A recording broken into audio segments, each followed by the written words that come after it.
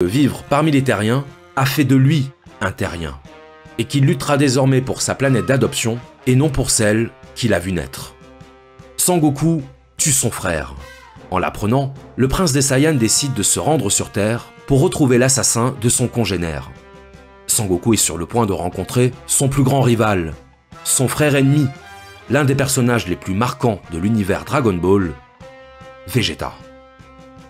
Vegeta fait partie des rares personnages d'une œuvre narrative à avoir acquis une popularité quasiment supérieure à celle du personnage principal. Impitoyable, orgueilleux, méprisant, Vegeta est le double obscur de Sangoku. Il avait prévu de conquérir la Terre et d'en massacrer les habitants, mais à force de côtoyer les terriens, il a fini par coexister avec eux, et même par en devenir un sous de nombreux aspects. Vegeta est un personnage à la psychologie complexe, travaillé par des conflits intérieurs et un besoin permanent de prouver sa valeur. Mais si on devait dresser le portrait philosophique de Vegeta, qu'est-ce que ça donnerait?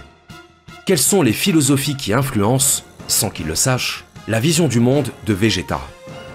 C'est ce que je vous propose de découvrir dans cet épisode.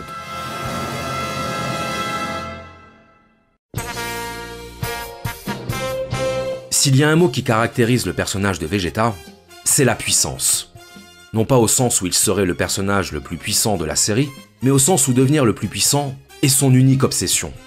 Dès qu'il rencontre un adversaire plus puissant que lui, cette idée l'insupporte au point de se sentir obligé de l'affronter, quand bien même il aurait conscience de n'avoir aucune chance. Préférant être tué par un ennemi que sauvé par un ami, Vegeta est l'incarnation de ce que Nietzsche appelait la volonté de puissance. La volonté de puissance, c'est un concept qui désigne la force qui anime toute chose qui vit, et qui, d'après Nietzsche, permettrait aux êtres humains de dépasser leur humanité pour accéder au statut de surhumain.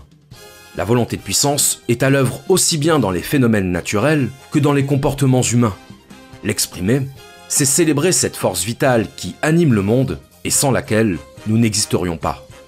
Vegeta incarne la volonté de puissance, car Vegeta ne respecte que la puissance. Les seuls personnages pour lesquels Vegeta éprouve un semblant de respect sont toujours des personnages qu'il sait être plus forts que lui. Il méprise la gentillesse et la dévotion, qui ne sont pour lui que des masques de la faiblesse. À l'image de Nietzsche qui voyait dans la morale une création des faibles pour se protéger des forts. La seule morale qui est une valeur selon Nietzsche, c'est la morale de la puissance. Précision très importante, la volonté de puissance n'implique pas forcément un désir de détruire ou de faire du mal, contrairement au jeune Vegeta, qui ne cache pas son plaisir à faire souffrir des innocents. De ce point de vue-là, il serait davantage à rapprocher du marquis de Sade que de Nietzsche. Mais la pulsion sadique de Vegeta ne dure qu'un temps, et au fur et à mesure du récit, sa quête de puissance se canalise vers un objectif unique, battre Sangoku. Sangoku avec qui Vegeta partage une caractéristique commune et que Nietzsche a résumée dans une formule célèbre. Ce qui ne nous tue pas nous rend plus forts.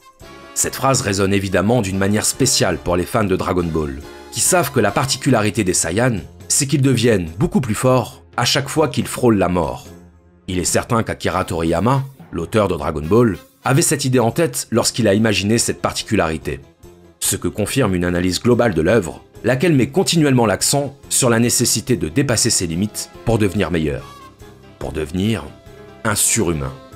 Vegeta incarne la volonté de puissance, car Vegeta conçoit l'existence comme un affrontement de forces dont il doit sortir vainqueur.